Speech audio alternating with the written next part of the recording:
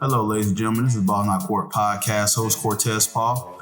Along with my co-host Paul Mack. I want to thank you folks for tuning in today and listening to the show. Basically, we cover basketball, football, NCAA, or anything that's related to current events with a humorous twist to it, at least. You can follow the podcast at BIOC Podcast at X or Twitter. We're also on Instagram at the same name, BIOC Podcast. You go to our YouTube channel, that's also BIOC Podcast. Our Facebook page is Balls Not Court Podcast. So if you could please just give us a like, shout, comment on any of those, and definitely subscribe to our YouTube channel. And we thank you for listening and enjoy the show. Balls Not Court Podcast. Thank you very much.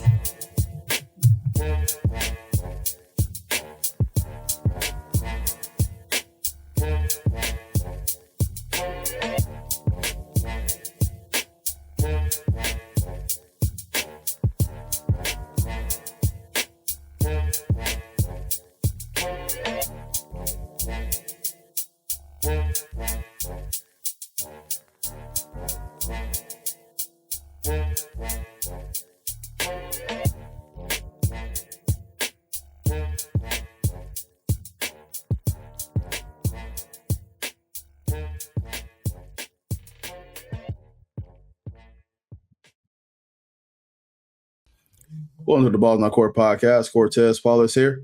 To my right, Paul Mack. It's been a minute, sir. How's life? It's been a minute, bro. Football's over. NBA is in full swing, and baseball is right around the corner. But as the NFL does, it can't stay out of the headlines. So we got the combine happening in Indianapolis. Got some off-season action, and yeah, man, sports are sporting, bro. Just where we're at pretty much right now. So I know we didn't. United States beat Canada in hockey. Fuck it, we ball, bro. It was a beautiful thing. I don't watch hockey like that, but we get all patriotic, and the Eagles just come out, and it's America, man. It's America, baby. It's America, baby. The women's hockey team won too, and a lot of good talent that was over there. Really got into curling. I catch myself watching curling a lot. Like I feel like that's every Olympics. I feel like every Olympics, people are like discovering curling. Yeah, man. I used to rag on it. I'd be like, "Yo, they just sweeping ice. Like, what the hell?" And then kind of watching, I'm like, "Oh, okay. I kind of see the strategy now. This is actually kind of cool." And they got a course in Kissimmee, and me and my friends are thinking about going. Do they really? Yes, they got a course in Kissimmee. So I'm looking and going. Skates the whole big deal? Like the whole thing? Yeah, nice. Man. Yeah. They got, apparently that's what my buddy told me. Like, yeah, we got to try to go. So like, once I get more details, man, I'll share that with you. But yeah, apparently it's curling there's a course in Kissimmee. Jesus Christ. Oh man. Hey, can you just imagine just throwing the fruit brews back with the boys and go curling and go sweep some ice and try to strategize and all that stuff. It is pretty cool, man. And then of course the Italian girl team, they have some lookers on there, so that's probably why I was watching more of that too. Yeah, shout out Norway, bro. Winning the medal count. US came in second. Yeah, we're more of a Summer Olympics kind of. Yeah, we're kind of country, vibes. You know what I mean? Yeah, we're playing my Norway can play these games all year round. I feel like they're built different. They got a clinical advantage, I like to say. Yeah, see us in basketball, bro. See us in the World Baseball Classic, bro. Yeah. Clearly, you can't beat us at hockey, so whatever. We here, baby. We here. Yeah, man. So the NFL season come and gone. Didn't really do a podcast. Super Bowl was, what we thought it was. I didn't. It was exactly what we thought it was. Yeah. So that's why we were in push to need, or when we did kind of bring up a let's do an episode, we got a lot of stuff going on. So it was like Super Bowl was itself in this NTD. So coming right into the Seattle Seahawks. It's cool to see Sam Darnold get one, and Drew Lock used to play for the Denver Broncos, so happy for him. A lot of good players on that team that deserved it. So 9 sacks. That's what I think was a count. I'll be missing, but I know it was up there. But anywho, we're not trying to get into yesterday's news that's happened in February. We're in March. So March Madness is going to be on the horizon. So a lot of stuff be coming around that. NBA season, as Paul mentioned, is getting to the schedule things. And then we talk about NFL. So let's get into some of these top free agents. So I went to NFL.com and I'm pulling up a list. And this is just opinion-based from one of their writers. But he kind of lists his top 101 free agents. I'm not going to go through all of them. But kind of going to talk to Paul and see what his thought process is and where some of these players can go or where do you see him fitting, all that, etc. This is the interesting one now, and I want to discuss number one on his list. And it's got Malik Willis. And he's was the backup quarterback for the Green Bay Packers. He showed a little bit of skills. This was initially a quarterback. It was drafted pretty high and just didn't pan out pretty well. And he went to another situation, and it seemed like Matt LaFleur is the new quarterback whisperer because now he's a free agent. So what do you think about Malik Willis? I mean, is there some spots that you go? I already heard about J.J. McCartney. Some teams are already out on him. I mean, the bigger news is Anthony Richardson demanded a trade. So if you're a team looking for a quarterback, he's available. So I think it comes down to, I think at least with Malik Willis, one, he's fast. Speed kills, as we know. Hasn't had a ton of snaps, but people really seem to think he has a lot of upside. He's got a hell of an arm. I think his average completion last year was almost beyond first down yardage. He's an explosive arm. Really, really good legs.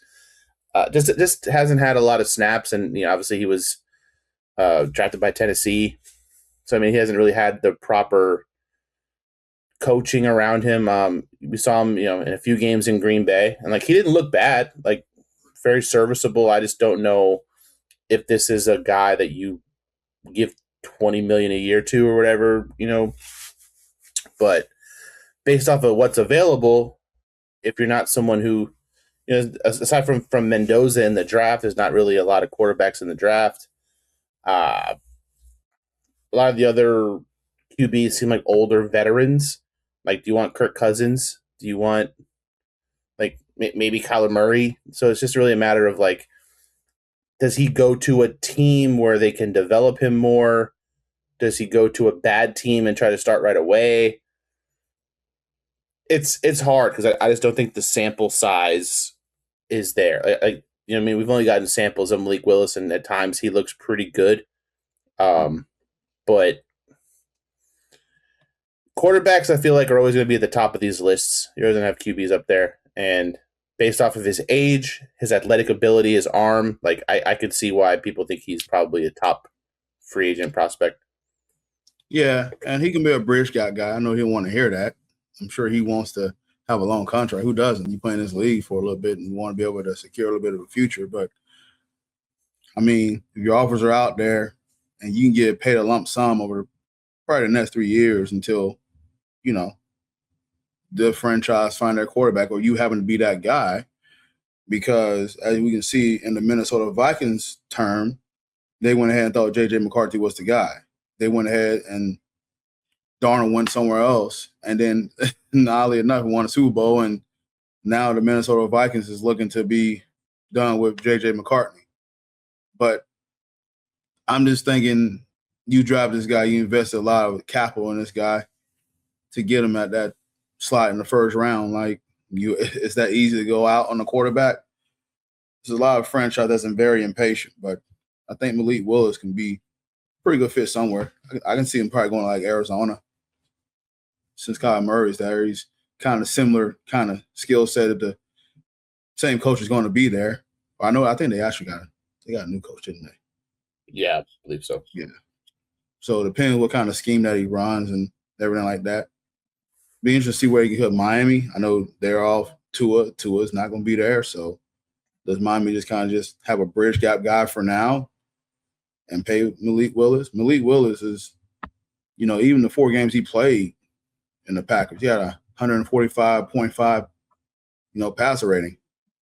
So I see why the intrigue is there, because you look down, you sit down, the game slows down for you a little bit, and in the small sample size Paul mentioned, you just wonder if a team just going to take a shot on that, just knowing how scarce the quarterback market is. If it's no slate to him, but if he's in people's eyes the top free agent quarterback, I don't know. It's just being seen how they play that. George Pickens is on this list as well. Yeah, I think Jerry Jones is pulling that bullshit again. I'm sure they're gonna lock him up. Like him and CeeDee Lamb, that's a problem. Like you can't split that up. We saw what it did this year. We saw if Dallas had any inkling of a defense, like who knows how good they could have been this year. I mean, their defense was absolutely terrible. Whether that's, I doubt that's letting Micah Parsons go. I think that wouldn't have made a difference. But having those 2 guys on the outside with the tight end, with all that they have going for them in Dallas, like the problem is just like, what's the market for a wide receiver right now, especially George Pickens? You know what I mean? Like you just paid CeeDee Lamb. How much cap are you willing to designate to wide receivers? But if I'm Dallas, I'm doing all I can to probably try to keep George Pickens. Yeah. Do you have this NFL link pulled up with all the top free agent lists? Did you have that pull up? Yeah. Anybody on that list interests you? Like just kind of like stands out? Oh, you got that up? What's your thoughts on the list? I feel like this Trey Hendrickson stuff has been happening for years. This guy really wants to get out of Cincinnati, but Cincinnati seems to never let anybody go. And it's in his 30s, coming off of a surgery. Like, what's he really worth?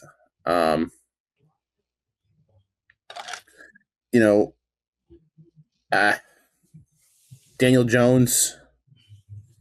Like, are the Colts going to stay invested in Daniel Jones, considering the year that he had last year? Obviously, coming off of an Achilles, that's tough because obviously he's going to miss most of the season, if not all of it. So I mean, he's not really going to play. And then we don't know what they're going to do with Anthony Richardson.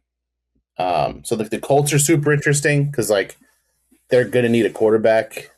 We saw kind of what happened with the Phillip Rivers experience last year. Like the fact that they needed a quarterback so bad that they couldn't find one, that they had to get Phillip Rivers out of retirement is crazy.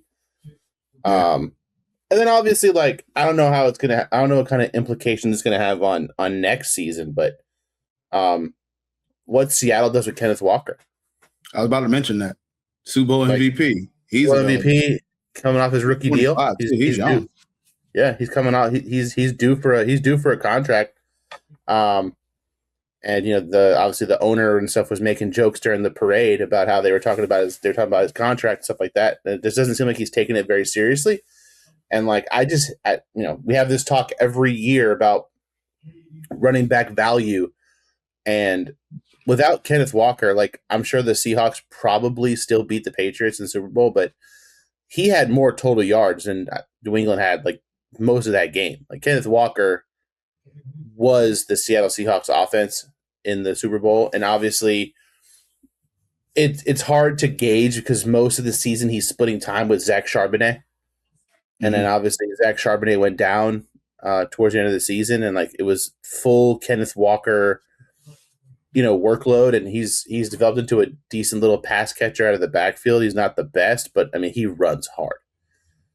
And he is a horse, and he seems to get stronger as the game goes on. He's one of those guys, and it's just like, what's the value of those guys? I just don't want to see him coming off this contract and then getting hit with a franchise tag, and then something happens to him. Like, if you're Seattle, like, pay the man, lock him up, like, for a little bit at least. Simple. Yeah, I mean? I'm sure it's not gonna cost you a ton.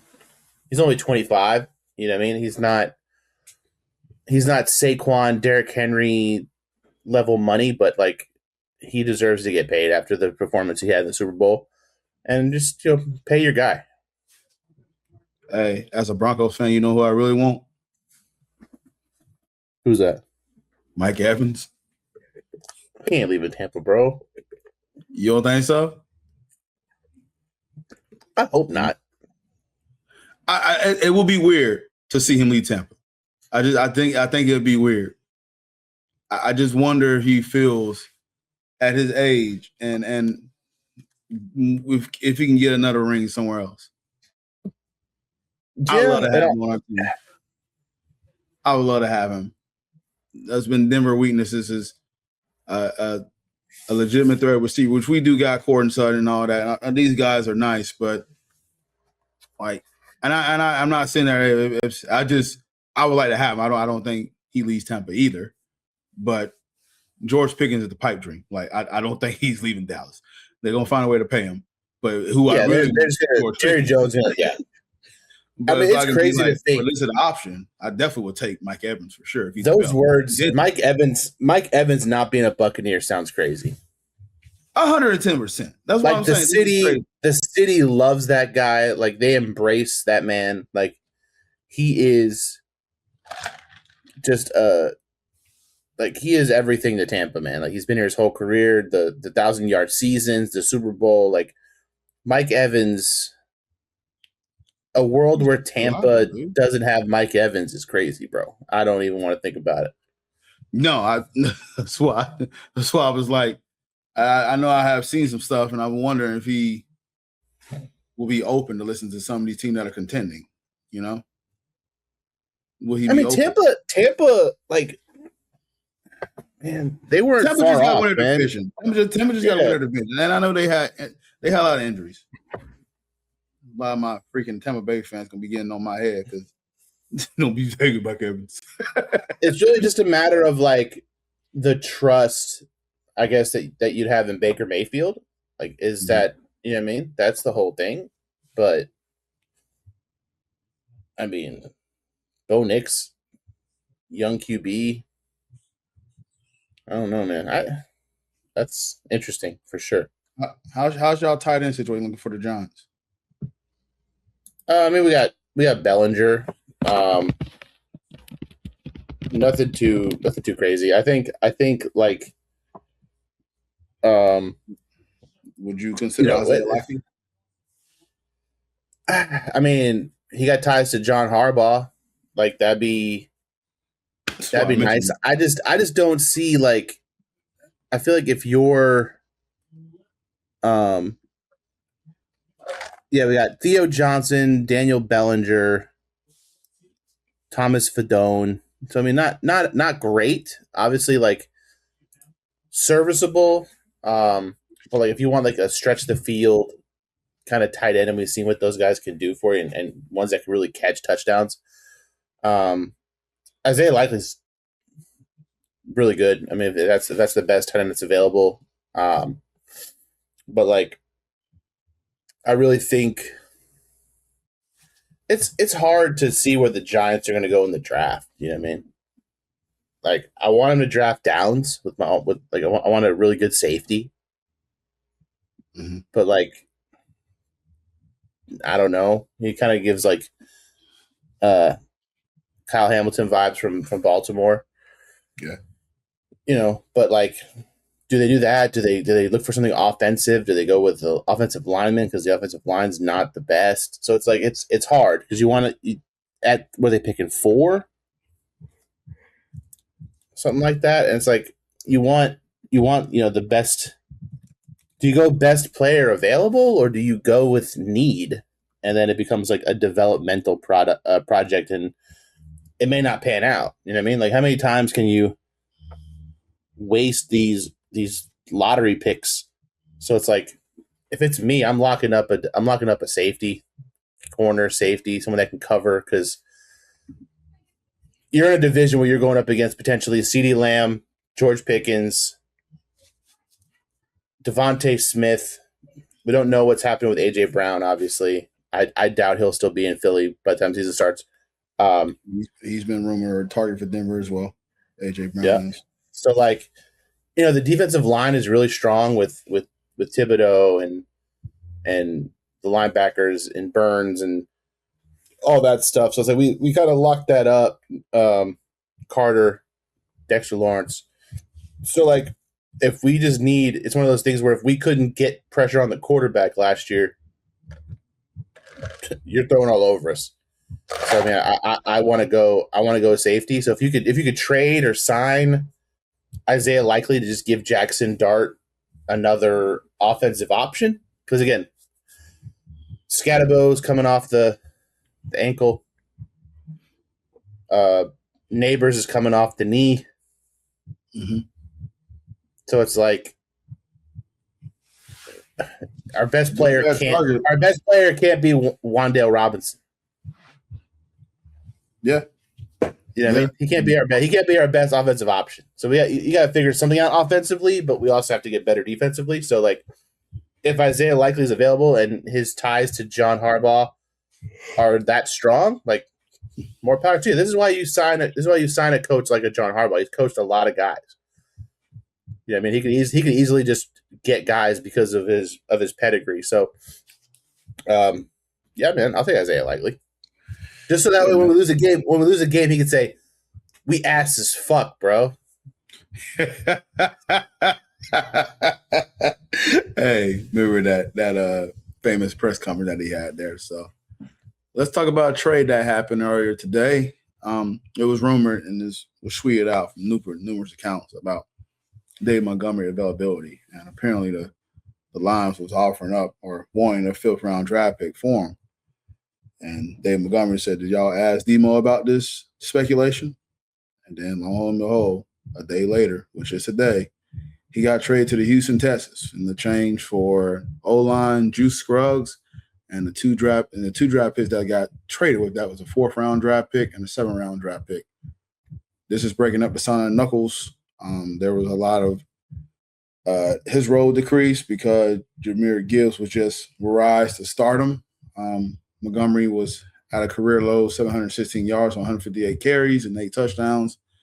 Flip-flop that. Gibbs was running 1,223 yards on 243 totes. So you can see that the totes went down for that. So he did thank Detroit, said, he carried Detroit with him. He was very thankful about the opportunity to play for him.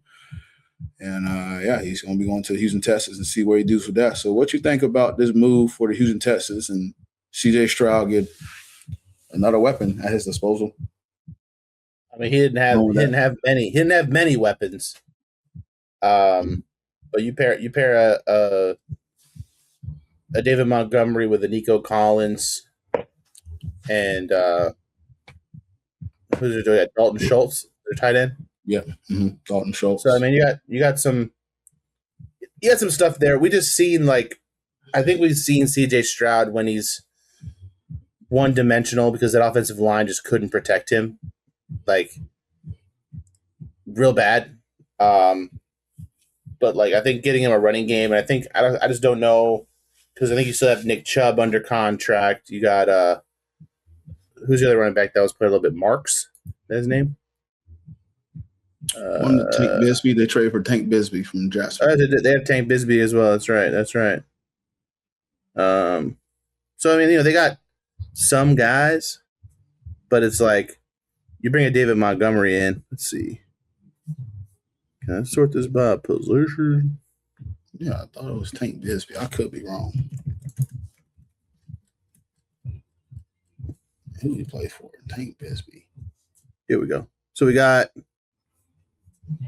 British Brooks. That's a cool name. Nick Chubb, Jacob Johnson, Jahwar Johnson, Woody Marks. That's what I was thinking of. Woody Marks. They do still have Joe Mixon.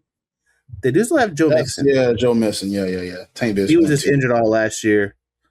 So I mean, depending on Joe Mixon's health, a little two-headed monster of David Montgomery and Joe Mixon's not terrible. Joe Mixon's a much better probably receiver than David Montgomery.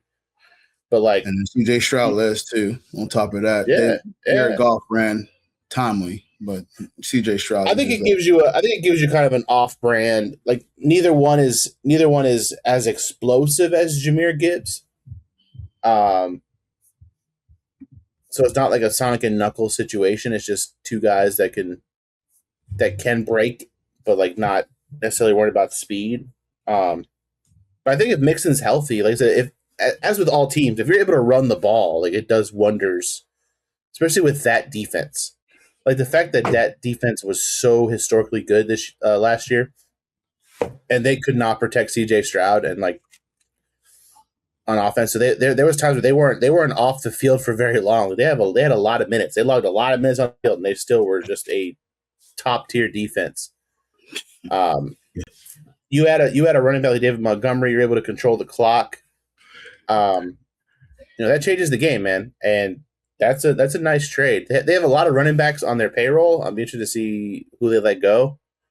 I don't see Nick Chubb being a much value coming off the knee injuries, and maybe Woody Marks is some kind of trade bait they have. But I think if Joe Mixon's healthy, man, you have a healthy Joe Mixon with a David Montgomery. It's not a bad place to start.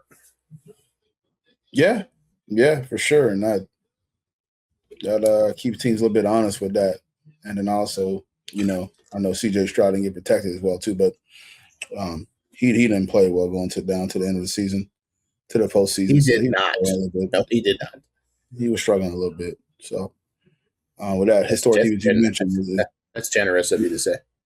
Yeah, but they're making moves. Like I said, the Houston Texans, they're doing something with space or something, because now they sent they're starting right tackle, or was starting with right tackle, to Cleveland for a first round draft pick. So it seems to me that even though they lost the picks in the trade for this, they gained another pick, and they're just kind of playing with, I guess, some draft targets. So it'd be interesting to see what's up their sleeve with them making these moves.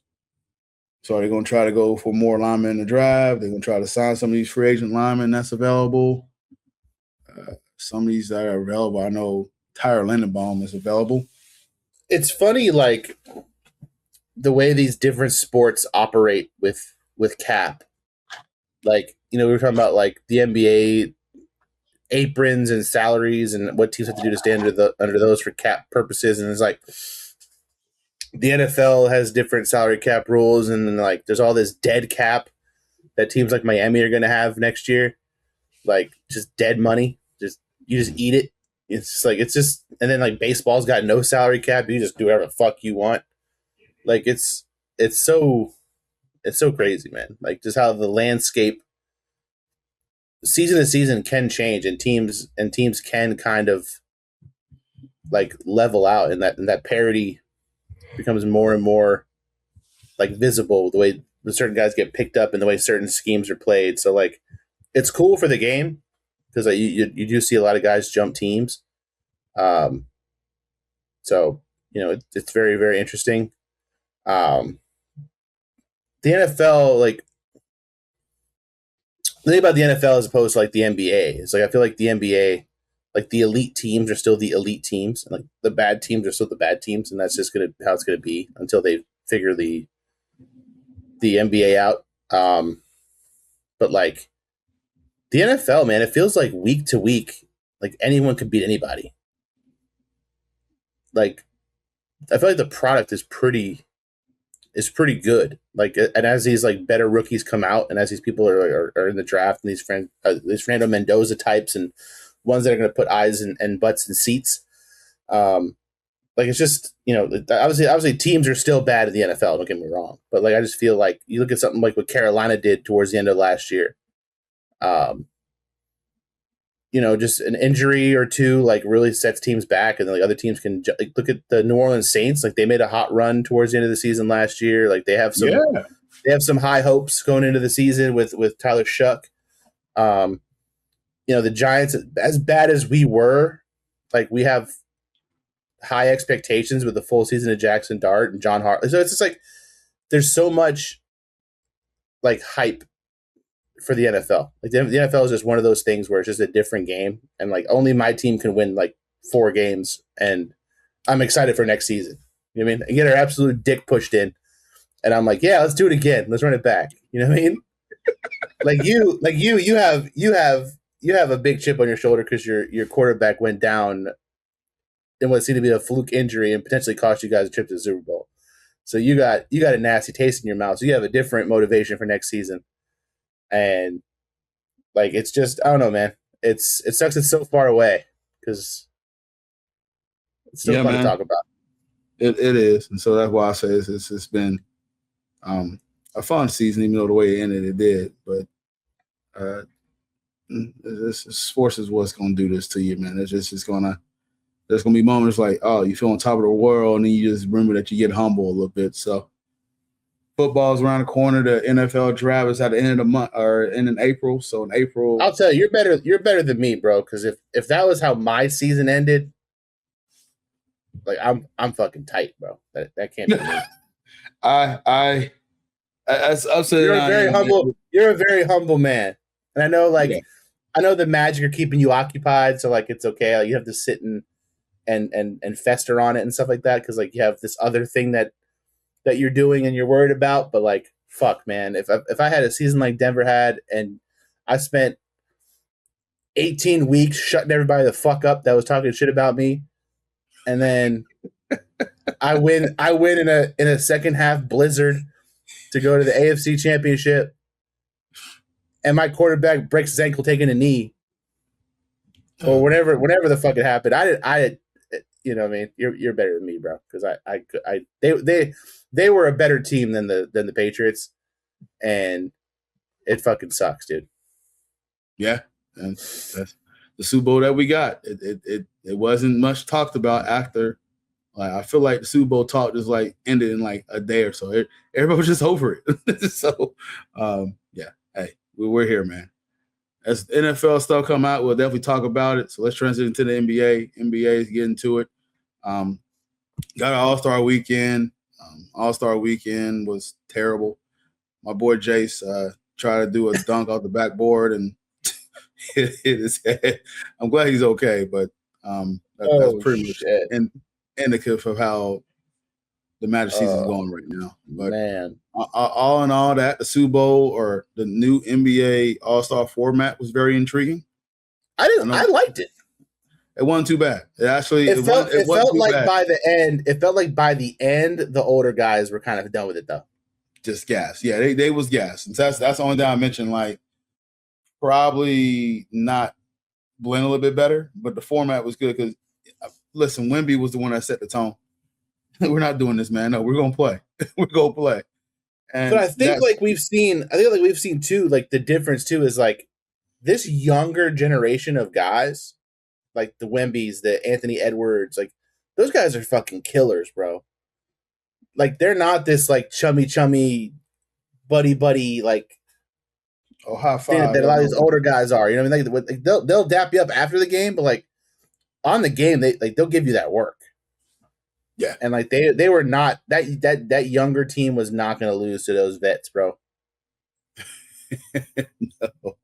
It was intriguing to watch. It was a lot of fun. So I do give credit to the rest of the All-Star weekend that happened. It just seemed dead. Like, and then I think a lot of people was complaining because like the events was like in the afternoon over there. They were early. Yeah, I missed everything. I'm used to it starting at like 7 or 8 o'clock, and it was like 7 o'clock, and the All-Star game started. What the fuck time did this start? Yeah, and I think the reason was because they had the Winter Olympics on, so everything got pushed earlier.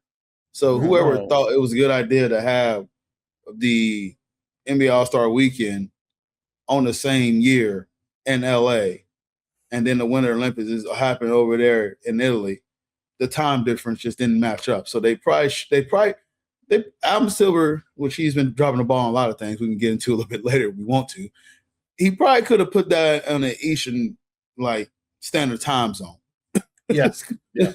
Like analyze, let them know what the Super Bowl or I'm sorry, when the Olympics are going on, evaluate that and then figure out how to kind of mismanage that because a lot of that stuff early. Like, I got home and like, oh snap, The NBA All-Star. Oh, it's a slam dunk contest already? I didn't know. Yeah, so I low-key was like, oh, shit, All-Star Saturday night. And I put on the fucking TV, and it was over. I was like, when did they do the 3-point contest? That shit was done. Right. And I still don't know who won. Like, it's crazy because I have no interest to go back and watch it. I'm just like, I just was so over it. I'm like, whatever. My man Dame lit it up, though. Yeah. I heard he ended up winning, and that's who won. Because I was like, he competed. No, he's dealing with injury. Him and Devin Booker were in the finals, and like people are mad because it's like, how could you not play a game all season and then participate in the 3-point contest? Adam Silver's NBA. But like also too, unlike the slam dunk, like you want the big names. Like Dame's now a 3-time champ. Like he could call out whoever the hell he wants to come to the 3-point contest now. But there's potential for that 3-point contest in the next year or two to be all the big names, and it become like the marquee event that it probably should be. You know what I mean? Like you could have a Dame, Steph, Devin Booker, Kevin Durant. You could have some kind of crazy, wild, last hurrah 3-point contest of all these guys, which would be sweet. It'd be cool to see Klay Thompson come back too. Yeah, all that'd be interesting to see that happen. So the NBA, we're going into the stretch of things right here. So I can start with let's take a look at the strength of schedule here. We got about 20 games left. We got about 20 games left, and the team that has the hardest schedule left is the Denver Nuggets. They got 5 back-to-backs, 14 home, 8 away, and the team with the easiest, let's just say playoff team, it's going to be Cleveland. They got the 29th easiest schedule with a percentage of 45, 10 home, 11 on the road, 4 back-to-backs. Your New York Knicks is 24 for 49%. 4 back-to-backs, 10 at home, 12 away. Orlando's in the middle, 50, 500. They have 6 back-to-backs, 13 home, 11 on the road. So just some notes for the Knicks have the soft schedule remain of any team in a 7-game stretch of March 11th to the 24th. They're playing the Jazz, Pacers, Warriors, Knicks, Wizards, and Pelicans. Pacers twice. And then they begin the month with the game against the Spurs, following their own stretch into 5 or 7 games, where they're taking about Toronto and New York across the country. The Magic are 1 of 3 teams. Nuggets and Wizards are the others, with the league high 5 rest disadvantage for the rest of the schedule. They're 5-2 on rest disadvantage games thus far. 3 of the 5 is against the Thunder, Cavs, and Pistons. Well, we already lost against the Cavs and the Pistons and the Thunder, so it didn't matter. You did a nice little LA. You did a nice little LA 2-step though. Yes, we beat. We haven't won that since I want to say 2011. We haven't did that since 2011. And then 2009. Matter of fact, it was 2009. That was our NBA Finals team. This team doesn't resemble anything of that right now, but pretty cool stat to see that. And then got home to the Houston Rockets and was up 19. This was on national TV. I was at this game. I already had memes, all this stuff ready to go. Kevin Durant's a bad man, dude. Kevin Durant is a bad man. I just sit there and watch this dude drop 40. And it was effortless 40, bro. Effortless 40. Effortless 40. He's looking up like, when did he get 40? In the third quarter, he really took off. And so, yeah, man. Giannis is back today. He's having his debut. They're down big to the Celtics right now, 54-33. Jason Tatum is apparently coming back soon. Trae Young for the Wizards is coming back on Thursday. Thoughts about where the state of the NBA is right now with some of these teams? I hate to say it, but it's an ugly product right now, bro. The NBA. I look at the schedule most nights and I'm just like, ugh. Like, obviously, like, you know, if Giannis was 100% healthy, it's like Boston versus Milwaukee, fine. But, like, the rest of it, oof. And then it's just like, there's just so many bad teams, and it's just like, are they bad on purpose? Are we tanking? Like, what are we doing? Like, you do have teams like Charlotte, like really good, really kind of turning a corner. Like they're actually fun to watch. They're really fun to watch. They are fun. Like Con Knipple is lights out. Brandon Miller, LaMelo Ball, like that's an exciting team. But like I watched like a Utah Jazz game the other day. Like, fuck, they suck. You know what I mean? Like, I don't know what the NBA record is for like most 30-point losses in a season, but the Nets got to be close. Like the Brooklyn Nets are absolutely atrocious. And you can't tell me they're trying not to lose on purpose. Like, they let Cam Thomas go. Like, they let all these guys go. Like, it's just, they just got Michael Porter Jr. and a bunch of randos. Like, you're not going to win a lot of basketball games like that. You know what I mean? And it's just Sacramento Kings, another one. Yeah, man. 13-game losing streak. That's a record. And like, again, they're a team, like, on paper, they don't look that bad. Right. But they're fucking awful. Like, and then you get like games, like you get these marquee games, like Thunder Timberwolves was a good game. Like Thunder Nuggets the other night, like when Jokic almost killed a guy. Like, those are really good games. Like the Knicks, the Knicks just played a hell of a game yesterday, but like for the most part, like Knicks Spurs was a good game until it just got out of hand. But I think that was just because like the Knicks were just rolling offensively, and that's what happens when you play defense and get going. But like there has been a lot of good games, but it's just like the distance between the good teams and the bad teams is so far. Like, yeah. And then you look at the standings and those play-in teams and like, those 8, 9, 10s. It's like they could be good, but it's like, what are we doing? You know what I mean? Yeah. Well, yeah. Like the Heat and the Magic both, like they're both like decent teams, and it's like, damn, they're the fucking like 8 and 9 or 7 and 8 or whatever. Like, it's just crazy, but it's just you just hang around and hope to get into the postseason and let the chips fall where they may. Paul, the Southeast Division is the captain of mid right now, and my team is in it. So. Is it someone's got to have a division? Is that the NBA? Yeah, unfortunately, it is. It's someone gonna have a division, but it doesn't impact the playoffs. But I got a funny little stat here.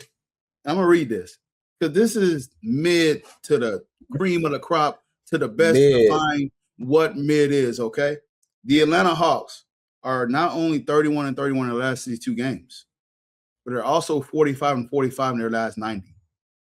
67 and 67 in their last 134 games. 174 and 174 out of 348. It gets worse. And this is wins and losses, by the way, team, for our listeners.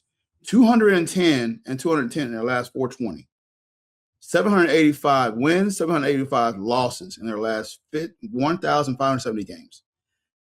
1,940 and 1,940 out of their last 3,880 games.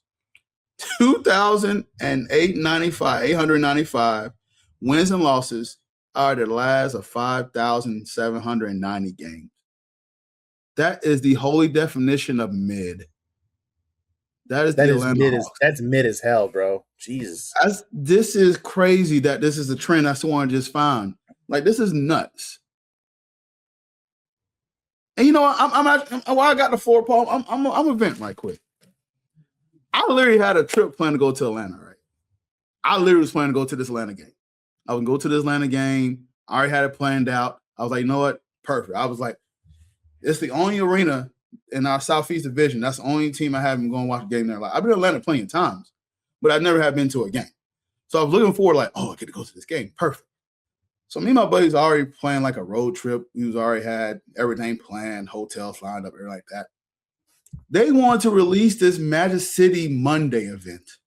Hell where yeah. They have Magic City and they have special on the wings, Lou Will Lemon Pepper wings, which I have, by the way. They're fantastic. They're very good wings. Yes, I went to the strip club and got wings and I left. A bum told me where to park my car at 8 o'clock at night, and I'm in line in the strip club to order some wings. That happened. They're really good, and I can attest that. They're really good wings. Now, on top of that, they got Mad City promoting this event, They got a hoodie, Magic City, on there, so they're promoting that. T.I. is having a concert. T.I. is having a new album coming out this year. It's just his new songs, by the way. It's very good, by the way. I feel like I'm listening. I'm bumping like back in like 2000, like 2009, 2010 T.I. He's got some good music out. So yeah, I'm checking this. So not only that, a concert. So when I was literally looking at these tickets, Paul, I was looking at these tickets like, okay, they're running to sit behind the basket, probably about 10 rows up. The cheapest ticket is running about like $110. The cheapest ticket now is at $210 in the nosebleeds. That same ticket I was looking at earlier, down just 10 rows up from the court, $785. No, I'm good. I keep watching. And I know Luke Cornett came out with a story today talking about, and this March 1st is now, and we left Black History Month. For now is Women's Month. So we honor National Women's Month right here. So we pay homage to the beautiful queens out there. Thanks for all you do. So now Luke Cornett talking about we need to cancel the Magic City Monday because it's degrading the women. He doesn't play for these teams. I don't know if I need Luke Cornett being the spokesperson for me. Like, I hear you, but I hope it works because the tickets drop and I go to Atlanta and go watch the game. And I would still go to Magic City after to go get some wings. Wings. You know, Luke Cornett looks like a guy who's never had a lemon pepper chicken wing. Maybe he should go to Magic City Night. Lou Will take him. Hey man, get my Lou Will. Luke Cornett, the most bland. Luke Cornett's the most bland looking guy I've ever seen, bro. Talk about cancel Magic City Mondays. Go eat your potato salad somewhere else, bro. Don't shit on parade. What raisin there, right? That's my rant, man. That's my rant. Let the Hawks have their fun, bro. You know what I mean? I was supposed to go to the game. Be my Leverina on the list. And I gotta wait another time to go. And I'm looking at my schedule for the rest of the year to go on a road game. My best opportunity. I already been to Toronto. I already been to New Orleans. I'm not trying to go back there. I mean, I go back there, but not to watch basketball again. I already been there. So I'm just a little bummed about it. I'm just complaining. So Luke Cornett, if you can get them ticket prices down, please let's get it down, and then we'll go to Magic City afterwards. All right, bud. Let's go. Oh, shit. Steph Curry.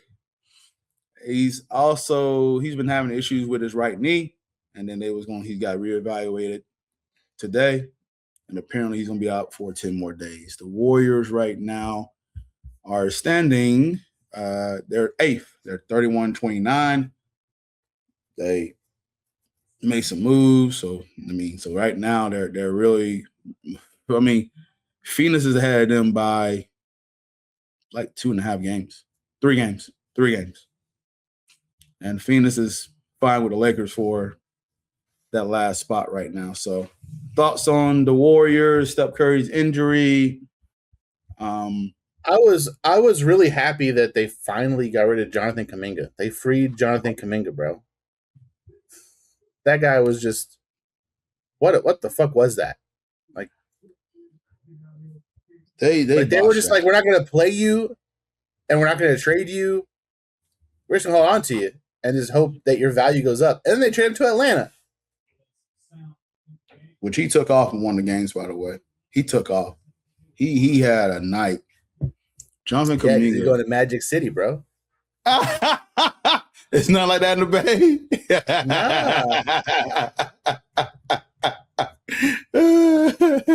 Hey, different. No, he took off. The Hawks are another one of those teams like we were talking about before, bro. Like their roster is not terrible. No, a lot of young talent, plus CJ McCollum. That's why I was confusing with them because they do got some talent. They're just bad on fucking purpose, dude. I don't know what we're doing. And then you're bad on purpose, so then you can have Magic City Night and upcharge your tickets tenfold. Thoughts on the Cleveland Cavaliers making a run here and they adding James Harden? They've unlocked Jared Allen. He had a hell of a February. I ain't gonna lie, bro. They're dangerous. Cavs are dangerous. They're scary, and like there was games where Donovan Mitchell hasn't played, and like they I guess you kind of see why they got so many fucking guards. Yeah, like they had a lot of guards, and it sucks for Darius Garland because like he was solid, but James Harden doing what James Harden does. It's just a matter of how's he going to be in the postseason, because that's kind of been his knock is postseason James Harden. But like you pair him up with Donovan Mitchell, you pair him up with Jared Allen, you pair him up with Evan Mobley. Like he's got a lot of guys around. He doesn't have to be the guy. No, that's what made them. So this might be the year where James Harden could really make a run in the Eastern Conference, because he doesn't have to be the guy. He didn't have to score 40. He could score 12. Have 10 assists and 6 rebounds and impact the game the same way he would if he was back when he was dropping 50 points a game. You know what I mean? Just get the ball to your playmakers. They got a lot of them. Mm-hmm. And just, that's a wild trade, because they didn't trade a lot to get him. No. You know what I mean? Like that is the rich get richer situation. Like you traded a beaten up, broken Darius Garland. You moved, DeAndre Hunter.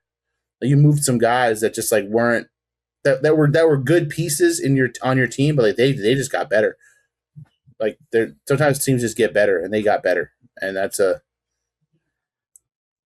like Boston, bro. Like I hate to say it, but like Boston, another one. Like we had this conversation the other day. Like they've managed to get under the apron, and they've got a nice little squad. Very well coached. The management there, Brad Stevens, done a wonderful job going from coaching. Now he's run basketball operations. Jason Tatum set to come back. I don't think he should come back. That's just me. I feel like the competitor in him is trying to come back. Team's playing so well, rest up, see where it goes, man, and go from there. What's your thoughts about Tatum trying to come back and play this season?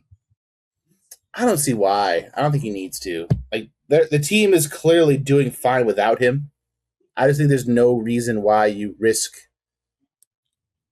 your franchise guy getting more hurt. Mm-hmm. If anything, it's his ego, because he's seeing how good the team is without him. And that's the only thing I think that's what it is. It's got to be ego driven there for him to come back. Yeah, like it's just that energy he has. I can't say what it is, but it's the energy that he has. Yeah. I got you. I follow you 110%, man. So you know what I mean? But like some guys always just like walk around with some chip on their shoulder for some reason. He's seeing how good this team is without him. He's seeing Jaylen Brown. He's seeing Derek White. These guys succeed, and he's like, I got to get back and show them that they need me. I'm like, all right, buddy, relax. Just sit the fuck down. Get healthy. Be 100%. Like, make a playoff run if you want. Like, if I'm Boston, I just shut him down. There's no need. Like, it's not because it's not even like you're down the standings in that play-in territory. They're a top 3-4 seed. They're two. They're right. You know what I'm saying? Like, they're fine. One game against the Knicks. Yeah, like they're fine. Like there's no need to bring Jason Tatum back at all. Let me look at their remaining schedule. Boston. It's similar to like how you were saying, like someone how like like Trae Young wants to come back or whatever. Like there's no point. Yeah. Like Washington stinks. Yeah. Just shut him down. Boston. Like, why? Boston is top 4 in hard schedule remaining. 52 winning percentage of the opponent, 3 back-to-backs. They have 13 home and 10 away. Yeah. I wouldn't bring them back. That's just me. Not with that, especially not with that stretch. There's no way. No, man. It's too important. But talk to me about your Knicks. How you liking the Jose Alvarado pickup? Grand Theft Alvarado, baby. That's so New York. He fits y'all so well. Family seem to be happy that he's back home. They get lit at the game, so he looks comfortable. I mean, there's a lot going on. Like, I mean, like Alvarado's a good pickup. Sohan is a good defensive pickup. Big win against the Spurs. It's weird. It's weird, like seeing the Knicks have an actual legitimate rotation because like how they were the last few years under Tom Thibodeau. Mm-hmm. But like Mike Brown is running them guys. You know what I mean? Like it kind of sucks because like now that we got Alvarado, like I think Kolek loses some minutes if he even gets on the court anymore. But like Landry Shamet is playing big minutes. Diawara is pretty good. And then obviously you got Mitchell Robinson, but we have a whole second unit. You know what I mean? Like there was a stretch yesterday in that Spurs game. Like I know it got out of hand, but like we're able to rest like Brunson and Hart and these guys for like 6-minute stretches. And like you always kind of have a Bridges on the court with the second unit, or like there's always a guy, Towns out. There's always like someone out there with those guys, but it's like I don't know, man. We're the deepest we've been, and I know like that's been our biggest Achilles heel because like our guys used to play a lot of minutes and get burnt out and then get injured and then we'd fall apart. So it's really nice to see the depth. Like I'm excited to see where the depth can take us because when we're on offensively, you know, we look good, and then obviously like we can play defense, and having Alvarado helps tremendously for those late game situations. Like he's just a sneaky sumbitch. He's just gonna get under your skin and do what he's got to do and get those steals. And you know we're a good rebounding team.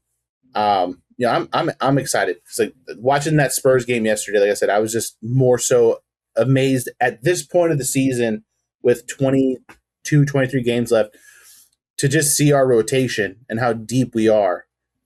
What that's going to do for us on a playoff push. We could probably get 8, 9 guys in a rotation in the postseason is massive. That's unlike the Knicks that we've seen the last 3 or 4 years. It's huge, man. No, y'all. I've been watching a few on this game on League Pass, and good pickup for Sohan, and then also just Miles Bridges has been playing pretty well on the uptick. Carney Town is double machine, but he's having an impact. So there's just been. I'm pretty sure New York Knicks fans are very excited right now. I know season's been up and down. I mean, what season hasn't? But for y'all to get a hometown kid and come back there, he get to play in front of the home crowd, I'm pretty sure that's just the adrenaline that runs through his veins when that ball tips up and he get to run through the Garden. Just a dream that he had, man. I'm pretty sure that's just pretty cool to see. Very fun story. And then you guys are still playing. I don't know anybody going to catch Detroit, but y'all can definitely catch Boston. Yeah. Detroit is separating themselves and had a good little streak there and pushed themselves out there. But so it's really just trying to see how that tier between Boston, New York, and Cleveland, where that's going to end up at. Toronto was in this, and they kind of slipped out a little bit. Philly is having injuries. Joel Embiid, surprise. He's been having injuries as well, but when he does play, he's effective. And then surprise with the Magic, Franz is going to be reevaluated. Well, it's 2 weeks now. My medical staff is weird because I try to figure out Orlando a little bit. We've been having inconsistencies with our medical team. So Franz plays, and if he was ready to go, then I get why we play him in the All-Star break. If he wasn't ready to go, don't play him. It's going to be reevaluated. Anthony Black is now having some hamstring injury. Jamal Moses came out, he's been having it some time. But why is he playing? If he's been having it for some time, why is he playing? I don't understand it. Like, it's one of those that, and this is the thing that, and here's the thing, Paul. I've been telling you, Orlando's very secretive when they come to injuries and disclosing them and don't want to get a full story. So all I can do is go off the information that's been given to me. So that doesn't encourage me when I hear my coach saying, he's been doing this for a while, and it just came to flare up on him the game before. With the information that you give me, why in the hell are we playing him? I don't understand it. So information that's related to me, this is what I'm deciphering from what I'm getting about the situation. We just been really doing a piss poor job of trying to manage these injuries. And this is crazy because we still have the best facility. We just built our medical facility right across the street from the arena. One of the best, if not the best in the NBA. And we're still having issues with injuries. Suggs just came back from an injury. Now he's off minute restriction because we had to up his minutes because Anthony Black's not playing. He's a probable decision now, so he might play tomorrow against the Wizards. So we'll see if he plays. But there's a disconnect with Orlando right now. There was a press conference about Paulo who's kind of calling about there was no adjustments made last night in the Pistons game. And then Mosley said the adjustment that wasn't made, they wasn't playing hard enough. So ball coach and star player is having odds right now and is slipping out into the media. I was saying this the other day.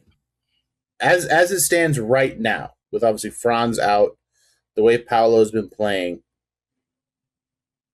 is Desmond Bane the best player on your team? As constructed, yes. And Franz was supposed, and the thing is, Desmond Bane was supposed to compliment these guys. But if it was me, I'm having Desmond Bane shoot the ball from the 3-point line 8 times a game. He got to take. I don't care if he makes one of them. He's taking a 3-point shot 8 times a game. But when I was thinking the other day, I was just like, I don't think this was the plan. I don't think the plan was for Desmond Bane to come in and be y'all's best player. No. And there's games where he comes out and he is the best guy on the court for y'all. He is, and I just don't know. And listen, I think this will keep me optimistic, Paul, because I know Indiana was like struggling throughout the season last year, and they made a run. I don't know. I mean, I don't know. Is that what's keeping me hopeful? Possibly. That's a little glimmer of hope that I'm holding on. Absolutely. But then there are just so many things wrong with this team that are just very flawed to be like, I'm just seeing more of the realm that this is just a flawed basketball team. And by the way, the offense has been the best it has been since the White years. It's just statistically our offense has been good, but it's a very simplistic offense. It's dribble hands off. It's pretty much just screen. We hired Joe Prunty to help with our offense, and our offense is very simplistic right now. But yeah, it's effective because we have someone that can score. And man, I wish we had Javon Carter in the first place over Tyus Jones, and I eat crow on that because I wanted Tyus Jones. I wanted him, so I eat crow on that. I botched that I wanted Tyus Jones because I was thinking, like, oh well, Paul needs a point guard to get the ball in the hand. Maybe we can get this Tyus Jones, but Tyus Jones just was not making shots. He was getting picked on defensively, which we already knew he'd get picked on defensively. Javon Carter at least played defense, and he can hit the 3-point shot. And he's not sugarcoating anything. He's telling how it is. He's not trying to be your buddy. He's trying to play hoops, and he's trying to say, hey, this is where we need to be at. You're not in this spot. I'm going to tell you how it is. So Orlando statistically has the best starting 5 lineup in the NBA with like a top 5 unit. They are up there statistically. This has been shown on different websites that pull up these stats. Net rating and possession, like they are a top 5 team. Their starters are. Their bench is a problem. Some nights Tristan Da Silva give you something, he'll go hitting. Jonathan Isaac gets spot minutes here and there, and this is on some of the coaching too, some of the rotation. So Mo Wagner has been consistent, but we asking this guy to come back after an ACL injury to do what you did before. It's just going to take some time, but he's still spectacular on offense. Jace Richards is hitting a rookie wall. He was hitting these 3-point shots in the beginning of the season. I think the ledge is getting tired. We go from playing 28, 30 games in college versus now 82. It's a massive jump. So his legs are getting shot.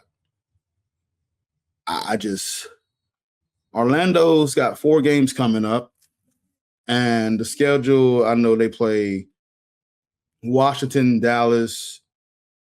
Pulling it right now. Washington, Dallas. I sold that Dallas. After I get a Dallas ticket to my brother. They got the Wizards, the Mavericks, the Timberwolves, and then the Bucks. They got to figure this out because we're stuck in a play-in, and we can catch Philly while they're doing this Joel Embiid situation. My goal, Paul, is just avoid the play-in. Avoid the play-in at all costs. If we can get up the play-in, I feel more about the situation, but I'm not optimistic about the basketball team right now. Not very optimistic about the Orlando Magic. It was crazy enough. I was feeling more optimistic about my Orlando Magic than I was about Denver Broncos. And I'm just not optimistic right now. It's to the point, Paul. I'm just kind of just riding the basketball season now. The games happen. I'm just ready for the season to end. I'm kind of there right now. I'm still going to watch, but I'm still going to these games. I just renewed my season tickets. They went up $400. I still renewed them, so I'm still committed to my damn basketball team, but drain my energy right now. But we'll be all right. It's crazy how, like, old habits always come back. Like, you guys are still a really bad third quarter team. And aside from Desmond Bain, y'all still cannot shoot the three. Nope. And like, you're giving Jett Howard a lot more run. Like, he's out there to shoot threes. You know what I mean? Like, someone's got to make some threes. Like, it's somebody besides Desmond Bain. Somebody, anybody. And there's games where Desmond Bain, he's not even looking to shoot the three. So it's like you got him to stretch the floor for Paolo and spread things out. And there's times where he's used to being a primary ball handler. Like, he's trying to get in the paint, he's trying to do stuff, and it kind of throws stuff off when the game's kind of in a certain flow. And it's just, he wants to take the last shot, he wants to do all this stuff that the guy does. Like, bro, you weren't brought here to be the guy. Yeah. And that's kind of the confusing part, because if you look at Desmond Bain's stats, fuck them picks, bro. 100%. No, Desmond Bain's not the problem. He's not the problem. I mean, knock on wood. Just all the haters who were just hating on Desmond Bain. Like, no. A lot of people didn't like that trade, but it's like, my man's cooking, bro. Yep. Get to the drawing board, get healthy, get Franz back, make a little bit of run, see where we can go at, man. This supposed to make sense with Franz and Jalen and everybody being there. Wendell Carter has been inconsistent. He fell off the cliff. He started off very well, and he doesn't fell off, so I don't know where Wendell Carter's at right now. But apparently when he played his Angel Reese ex-boyfriend is Jalen Dern, and he punked Wendell last night. I love that. Yeah. I love that. All right. I'm not doing anything for a while. We still got an hour out, man. This is good stuff. Getting close to some stuff going on. Baseball season, March training going around. NBA, March Madness is coming up. Brad's gonna be our baseball guy, yeah? Yeah, Brad's gonna be our baseball guy. So, all right. Anything else, Paul? I think we're good. No, bro, it's good to be back. Good to get back into the flow, bro. Absolutely. Life is lifing, man. It's just we're just some tired old men, dude. Hey, we're tired, but we're not grumpy. We're tired. That's true. That's true. All right, guys, make sure y'all stay tuned. We'll definitely get more content out. NCAA, March Madness. Brackets will be coming out here soon. March is going to be crazy. And then, you can follow the podcast page at BOC Podcast. It's on YouTube, so you got BOC Podcast. Balls Not Court Podcast is right there on Facebook. BOC Podcast, TikTok, Instagram, Twitter, all that, etc. Paul, where you can follow you at? Yeah, man, I'm on X at _Paul_Mac, and I'm on Instagram at @PaulMac520. Absolutely. And then I'm at _CP on Twitter. No, Paul's been reaching out to a bunch of podcast folks that want to collaborate. We will try. We need to. We'll do our best. We'll do our best, man. Yeah, we need to make more appearances. So we'll definitely be in touch with some of y'all. I know I follow a few that didn't want to reach out. I know Paul reached out to, so we'll do a better job. But yeah, where you got the podcast before, iTunes, TuneIn Radio, Stitcher, all these other platforms where you listened to it before, just pull up there. YouTube's our biggest one that we can pull up, and then the clips and everything and get us engagement. So, but yeah, this should wrap it up, man. Good to see you, buddy. Glad you're back, Paul. Yeah, bro, we back. I see the hats hanging back there in the corner right there. I went ahead and rocked it. So yeah, dude, I rocked it yesterday. I was out yesterday. I was rocking it. My God. All right, well, hey, we're gonna close this bad boy. Speaking for Paul, Matt, this Cortez, Paul. Paul's Not Court Podcast. Have a good night, ladies and gentlemen. Peace.